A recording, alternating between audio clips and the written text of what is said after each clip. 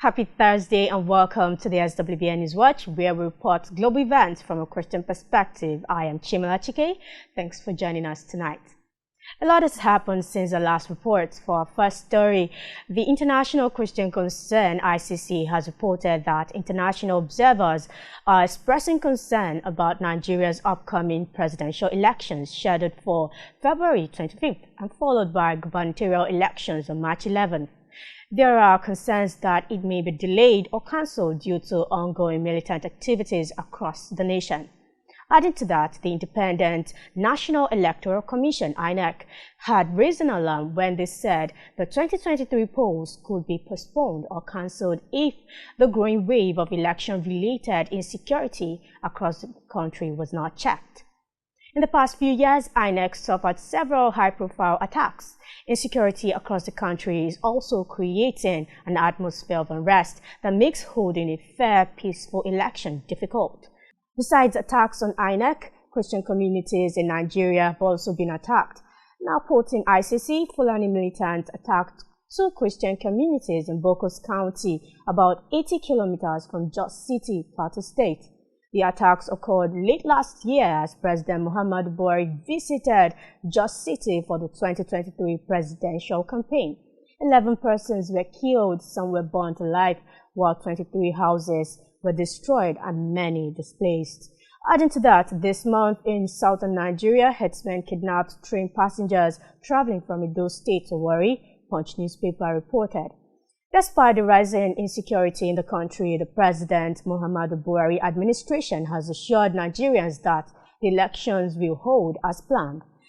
Vanguard reported that the Minister of Information and Culture, Alhaji Lai Mohammed, gave the assurance at the 17th edition of President Muhammadu Buhari's scorecard series from 2015 to 2023 in Abuja.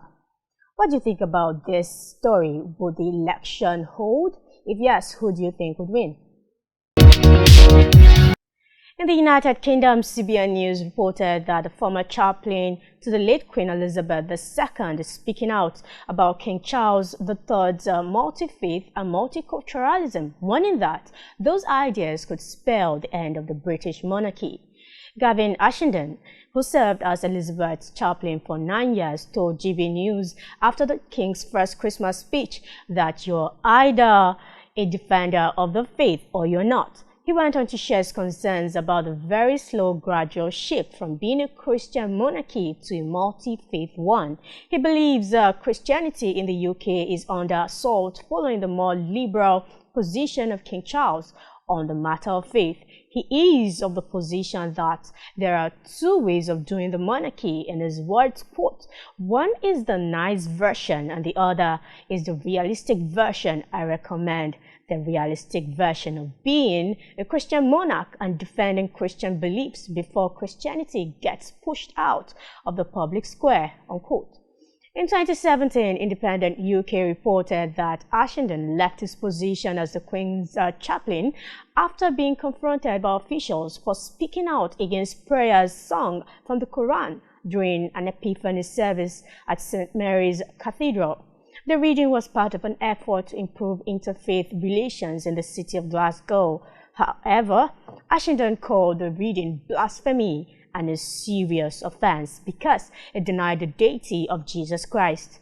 In a recent op-ed, the former chaplain wrote that if Charles does not stand up for the historic Christian faith that conceived, defined, and sustained the concept of monarchy, he may have sowed the seeds of the destruction of the House of Windsor.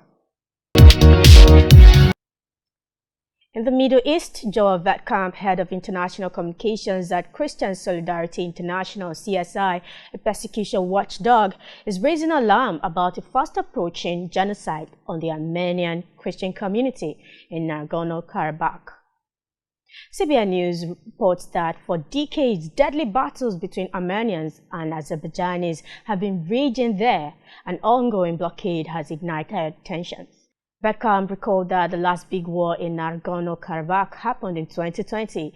At that time, Azerbaijan conquered most of the territory around the enclave.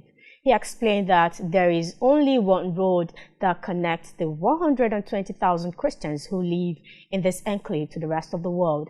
It's protected by a Russian peacekeeping force.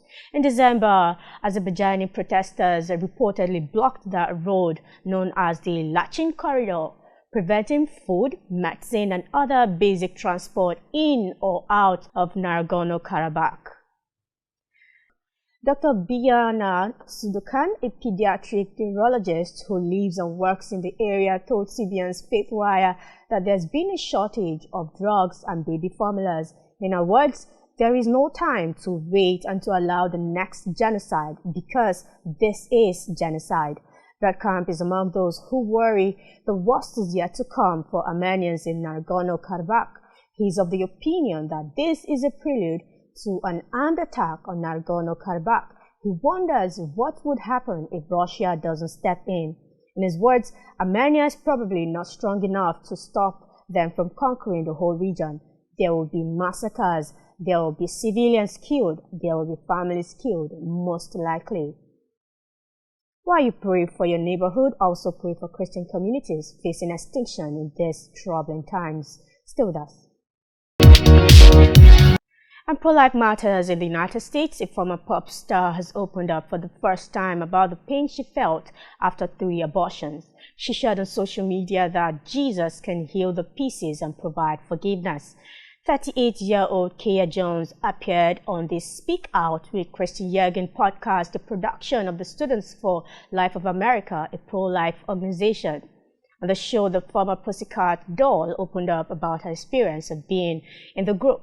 Jones reflected on the painful cost of stardom, explaining to Jürgen that she often felt like she was in a prostitution ring instead of a girl band. She explains that it feels like, quote, you are a slave to your dream, literally, and the powers that be are holding the keys to the kingdom. You have no access to personal thoughts, space, choices, or decisions, unquote.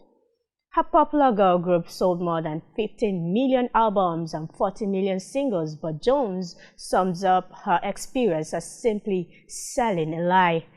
Despite the false image of happiness that she portrayed and the abuse and control she endured, Jones said some of her most painful moments lay at the abortion table. She recalled that she had her first abortion at the young age of 16.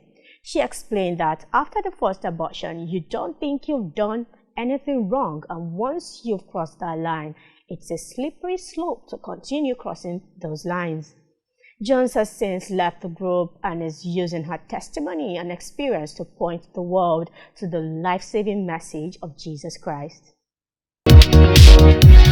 Now to our last story, a Russian Jehovah's Witness couple has won refugee status in New Zealand after arguing that the husband would face jail time if called up to fight in the war in Ukraine. The couple argued that their faith opposes military service and so would be imprisoned or the husband forced to comply. Staff, a New Zealand news agency, says police officers in Russia beat and threatened the man, who needed hospital treatment soon after they were granted a visa to New Zealand. They now regard their new community as family and have started their own congregation. Russia considers the Jehovah's Witnesses as an extremist organization. And this is where we wrap up for tonight's edition of the SWBN News Watch. Till we meet next Thursday 9 p.m., I remain Chimla Chike. Thanks for choosing SWBN TV. Stay tuned.